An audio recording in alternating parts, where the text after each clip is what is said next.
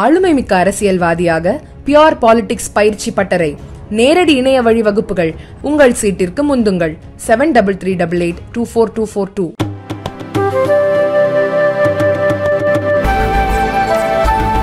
மைசூர் நகர்ப்புற மேம்பாட்டு ஆணையத்தின் நில மோசடி வழக்கில் 4000 கோடிக்கு ஊழல் நடந்திருப்பதாக எழுந்துள்ள புகாரின் அடிப்படையில் கர்நாடக முதல்வர் சித்தராமையாவை விசாரிக்க அம்மாநில ஆளுநர் தாவர்சந்த் கெலாட் சட்ட வல்லுநர்களிடம் அறிக்கை பெற்று விசாரணைக்கு ஒப்புதல் அளித்துள்ளார்.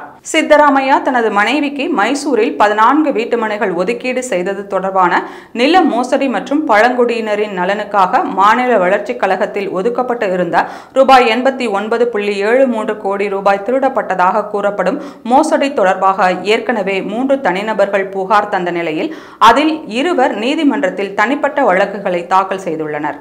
இந்நிலையில் முதல்வருக்கு சம்மன் அனுப்பப்பட்டு விசாரணை தொடங்க உள்ளது.